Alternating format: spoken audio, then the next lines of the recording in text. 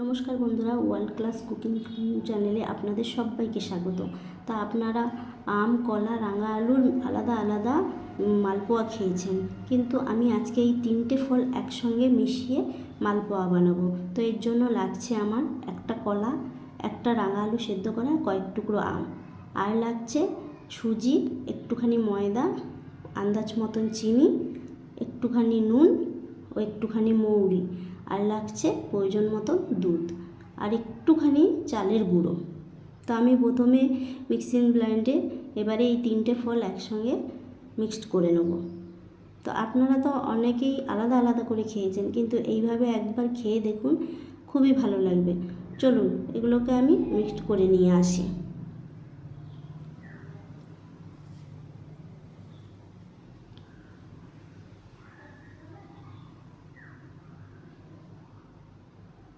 আমি একটুখানি দুধ দিয়ে এবারে মিক্সার ব্লেন্ডে আমি এটাকে ব্লেন্ড করে নিয়ে আসব।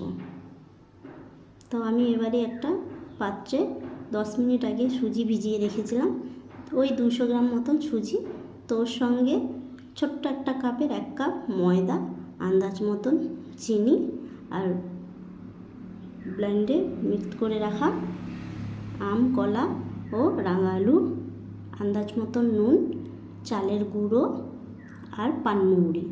তো আমি এগুলোকে একসঙ্গে ভালোভাবে মিক্সড করে নেব, আর সামান্য একটু প্রয়োজন মতন দুধ দিয়ে দেবো, যাতে বেশি পাতলা না হয় ব্যাটারটা।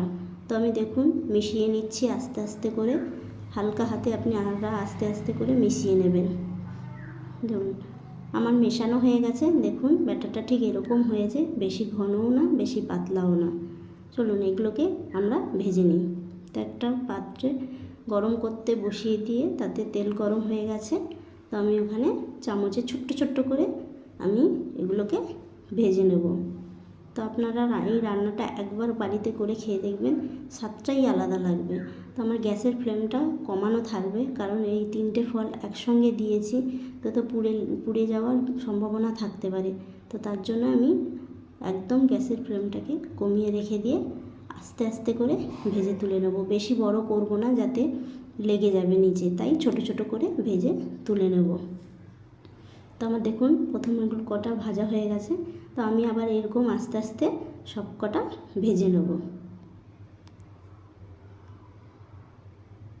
এটা আপনারা যে কোনো চায়ের সঙ্গে আপনারা খেতে পারেন, তো খুবই ভালো লাগে খেতে, মিষ্টি মিষ্টি লাগে। আপনারা তো আম দিয়ে খেয়েছেন, কলা দিয়ে খেয়েছেন, রাঙা আলু দিয়ে খেয়েছেন, কিন্তু কোনো দিন এইভাবে একসঙ্গে মিশিয়ে খেয়েছেন কি না আমি জানি না। যদি খেয়ে থাকেন আমাকে কমেন্ট করে জানাবেন।